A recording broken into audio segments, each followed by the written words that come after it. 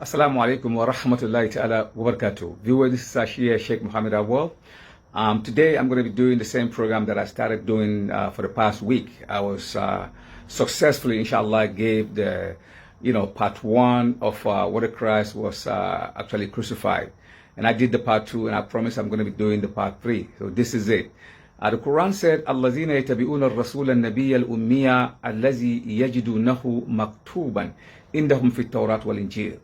Those who follow the messenger, the unlettered prophet whom they found mentioned in their books, Torah and the Injil. Clearly, in this verse, Allah is telling you and I that Muhammad, his life story, the law that he came with from Allah, the revelation, the instruction, the warnings and everything has been given in the Quran. But before then, it was given also in the Torah and the Injil. So these books that came before the Quran were to comfort or to confirm what Muhammad have brought.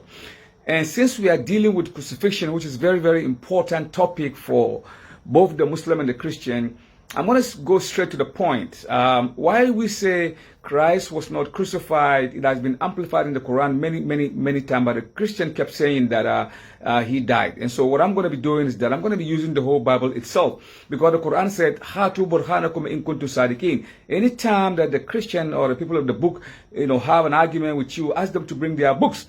And in doing that, I'm going to do the same thing. I'm going to ask them for the Burhan, and the Burhan is the Bible. So when we read in the book of Luke 24:36, when the people, when they came to arrest Jesus, the disciples ran away, all of them. None of them saw what happened, as Mark reported in Mark 14. So where did they go? They went to the upper room. And the upper room is where they stay for quite a long time, because they were afraid if they come out and they get arrested, they're going to be killed or beaten or something like that. So they stay in the upper room. 3 days after that, Jesus Christ walked in the upper room. Luke 24:36. And he said unto them, and Jesus stood in the midst of them.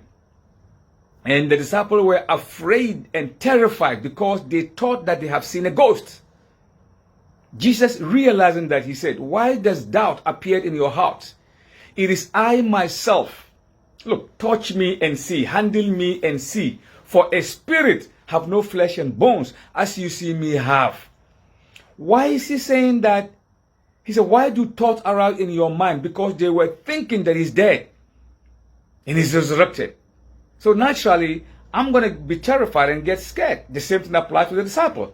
But the fact that he did not die and he wasn't resurrected, he said, it is I myself. You don't trust me? Look, handle me and see. Touch me and see. Why is he saying touch me and see? Because, spirit, you can hold a spirit. You could see the body shape, the silhouette, but you can't actually grab it. You can't grab it. So he knew that. He said, handle me and see. For a spirit, meaning any spirit, have no flesh and bones, as you see me have. Why they were overjoyed? The verse continues. And he wants to convince them further that he's not resurrected, he's just flesh and bones. He said unto them, have you here any meat to eat? In other words, do you have any food to eat? And they gave him broiled fish and honeycomb, and he took it, and he ate it in their very sight, and they were overjoyed. They were happy now, they can feel him. Why are they happy? Because they knew, or they know rather, that spirits do not eat. Spirits do not eat. So he said, do you have any food to eat? Give it to me. He took it and he ate to convince them that it is him himself, because they were thinking that he was dead and now he's resurrected. So now he proved to them that clearly that is not the case. So they were overjoyed and they ran away and they go outside. Some of them went and told Thomas, because he was not there when they came to the upper room.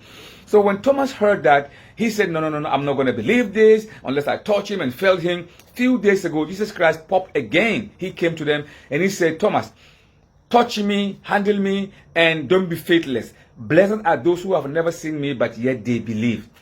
To me, Thomas is right, because he wants to feel and see, because he knew that flesh and bones, it is not a spirit. Who said that? Even Paul, in the book of Corinthians chapter 15, verse 44, Paul said, it is sown. In other words, it is buried, a physical body.